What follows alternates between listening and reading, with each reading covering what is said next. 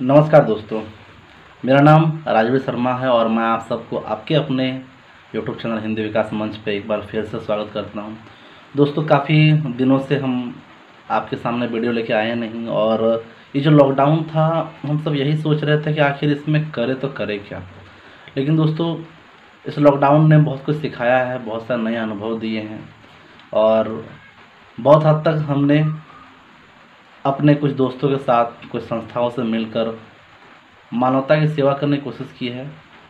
और इसमें से एक तो बात बहुत अहम जो सामने आई है, क्या जो समस्या अभी चल रही है, क्या हम इससे पहले निपट सकते थे? जिस तरह का वर्तमान स्थिति लग रहा है, क्या वो ख़त्म हो पाएगा? क्या लोग फिर से पहले की तरह घुल मिल सकते हैं, या लोग पहले से ज़्यादा एक दूसरे से तो दूर थे ही, वेदना और संवेदना के माध्यम से क्या अब और दूर होते जा रहे हैं? और इसका जिम्मेदार कौन है? इसके बीच बहुत सारे सवाल हैं जो हमारे मन पे उठ रहे हैं और आपके मन में भी होंगे, जिसका जवाब शायद जिनको देना चाहिए वो देंगे नहीं। महंगाई बोलिए, बेरोजगारी, भूखमरी, बीमारी से मौतें, कोरोना तो वो अपना प्रचंड रूप पे आ ही रहा है। प्रतिदिन 15,000 एवरेज केस बढ़ रहा है। तो मैं इस समय पर जो मैंने किया है, मैं आपसे साझा करना चाहता हूँ। और मैंने इस समय पे ये किया है कि लॉकडाउन के दौरान बहुत सारे यहाँ अलग अलग जगहों पर घूमकर हमने गांव के सरपंच मुखिया से मिलकर कोरोना के बारे में जानकारी दी, उन्हें जागरूक कराया कि आपको कैसे इससे लड़ना है, निपटना है। आसपास के लोगों को समझाया, सिखाया, कुछ जितना संभव हो सका हमने गरीबों को खाना खिलाया अपने पॉकेट खर्च से, कुछ दोस्तों के साथ मिलकर। और सबसे जो विकट स्थिति है, चूँकि मैं भी एक यूथ हूँ, एक युवा हूँ, हमारे भी कुछ सपने हैं कि हमें भी नौकरी चाहिए, लेकिन पहले ही 45 सालों की सबसे बड़ी भारी बेरोजगारी थी। अब तो जो आए हुए फॉर्म हैं, मेरे कोई दोस्त जिनका रेलवे में नौकरी ऑलरेडी हुआ था, कई सारे हमारे दोस्त इस लॉकडाउन में काफ़ी डिप्रेशन में आए। उन सबको मैंने समझाया कि कैसे अपने आप को फिट रखना है, कैसे खुद को व्यस्त रखें, और शिक्षा के माध्यम से ही हम लोग एक दूसरे के साथ जुड़ के रह सकते हैं। और इस दौरान जिन्हें सबसे ज़्यादा इस पर ध्यान देना चाहिए, हमारे शिक्षा संस्थान, उन्होंने नहीं दिया। आप पूरे देश में उठा कर देख लीजिए, सभी लोग अपनी जिम्मेदारियों से भागते हुए नजर आए। और मैं आप सबको बता देना चाहता हूँ कि हमारे पूरे भारतवर्ष में सिर्फ 2% सिर्फ 2% लोग सरकारी नौकरी करते हैं।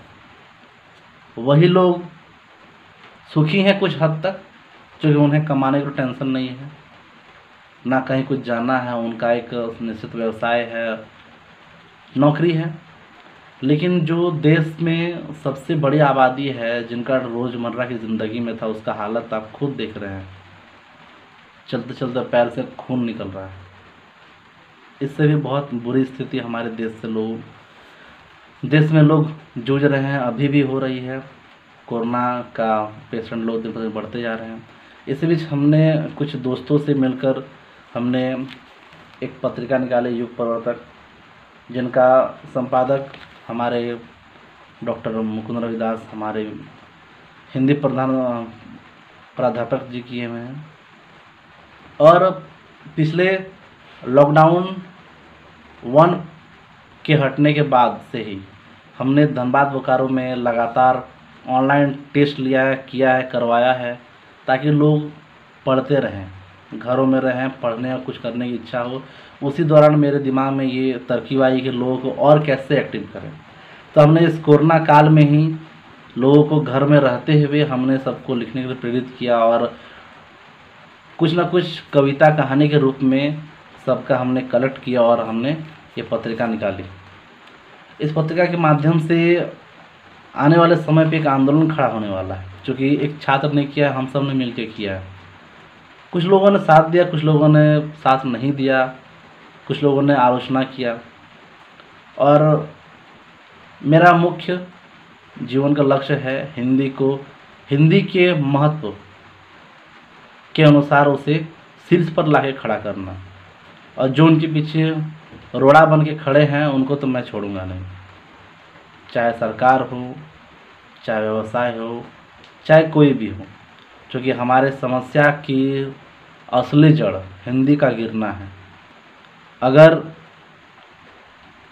हिंदी ऊपर उठ जाए तो जितने सारे बच्चों को जो फील लग रहे हैं अंग्रेजी माध्यम को लेकर, सिर्फ अंग्रेजी को लेकर और कोई दूसरा चीज़ नहीं, वो नहीं लगता।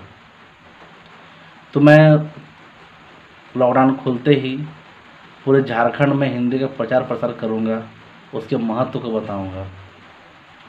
और मुझे आशा है कि जिस तरह से आप लोगों का सहयोग और साथ मिला है आगे भी मिलता रहेगा, और आने वाले कुछ समय पे हिंदी एक बहुत बड़े मुकाम पर आके खड़ी हो गई। राजनीतिक दशा बोलिए, चाहे सामाजिक, चाहे आर्थिक बोलिए, सब चीज़ का जड़ है हिंदी। लोग समझ नहीं पा रहे हैं, अंग्रेजी के मोह माया में फंसे हुए। होता है 300 साल का गुलामी है, 70 साल में कैसे जाएगा, लेकिन ये जाएगा, एक न दिन जरूर जाएगा। और लोग अपने नाकामयाबी छुपाने के लिए कांग्रेस बीजेपी सरकार को दोषी देते हैं, जबकि अगर आम आदमी अपना काम जिम्मेदारी के साथ करे तो ये ज़रूरत नहीं पड़ेगा। जिनको इनका नियामक करने के लिए दिया गया उनकी दीप्ति लुप्त हो गई है। पता नहीं वो खुद को कैसे मुंह दिखाते हैं, अपने प्रियजनों को, खुद को। लेकिन फिर भी इस समय में हमें हार नहीं माननी है, और हमारा जो नैतिक दायित्व है, मूल कर्तव्य है, समाज को लेकर करते रहना है। और इस कोरोना काल में बात तो तय हो गया है कि अगर समाज में लोग नहीं रहते हैं, भारत देश में अगर लोग नहीं रहते हैं तो ये देश तबाह हो जाता। बहुत सारे अच्छे लोगों ने अपना हाथ बढ़ाकर मदद की, लोगों को खाना खिलाया है, सामान्य बांटी है, और ये तो सरकार के बस में था नहीं। तो इसलिए जो भी लड़ाई है सरकार से हो या जो भी हो, वो तो आजीवन चलते रहेंगे। लेकिन सबसे जो हमारा इंसान को इंसानियत बने देने रहने का सवाल है वो हमारा शिक्षा है। अगर इस समय वो कमज़ोर हो गया तो आने वाले समय पे मानव मूल्यों को ध्यान कौन रखेगा, नैतिकता का पाठ कौन पढ़ाएगा। इसलिए अगर आपको ये मेरी बात अच्छी लगी हो तो आसपास में हो रहे घटनाओं पर शिक्षा से जोड़ के देखिए, आपको इसका समस्या का समाधान नज़र आएगा। और ये बात कहीं ना कहीं सही है कि कुछ शिक्षित लोग जो ज़्यादा शिक्षित हो गए हैं उन्हें दूसरे से मतलब नहीं है। इस बात को समझते हुए मैंने अपने ही जिम्मे अपने दोस्तों के साथ मिलकर हिंदी को आगे बढ़ाने का सोचा है, ताकि समाज में जो अंतर विरोध है, जो सामाजिक मनोभाव है, वेदना और संवेदना की बात है जो ख़त्म हो रही है, वो फिर से पुनः जागृत हो। और कहने को बात बहुत सारी है, इतने सारे बात बीती हुई है, हो रही है। और मैं इस लॉकडाउन में पढ़ रहा हूँ, दोस्तों को पढ़ा रहा हूँ, सबको प्रेरित कर रहा हूँ, खुद भी प्रेरित हो रहा हूँ। लेकिन परीक्षा को लेकर आजकल काफ़ी दुविधा में हूँ कि हमारा विश्वविद्यालय का नाम विनोद बिहारी महतो कोयलांचल विश्वविद्यालय धनबाद झारखंड का निवासी हूँ मैं। अभी भी इस बात को क्लियर नहीं किया गया कि परीक्षा हमारा लेगा कि नहीं लेगा। अगर इस बात को तय नहीं करता है तो हम सब में से बहुत सारे छात्र जो असमंजस में हैं, ये तय नहीं कर पा रहे हैं कि क्या पढ़ना है क्या नहीं पढ़ना है। और कहीं ना कहीं हमारे प्रशासनिक अधिकारी इस बात पे नाकाम हैं, फेल हैं। पता नहीं क्या दिमाग उनका चल रहा है। और छात्र होने के नाते मेरा जो दायित्व है मैं वो कर रहा हूँ, और जितना हो सकता है इसके खिलाफ मैं लड़ भी रहा हूँ। तो दोस्तों आप सभी से निवेदन है कि कुछ ना कुछ करते रहिए, फ्री मत रहिए, क्योंकि इतना समय हम बर्बाद कर रहे हैं कि समय हमको बर्बाद कर सकता है। तो मैं आप सबसे जल्द मिलूँगा अगले वीडियो के साथ। तब तक से मेरे दोस्त स्वच्छ रहें और सशक्त रहें, मानसिक तनाव से दूर रहें। जय हिंद, वंदे मातरम, जय साहित्य।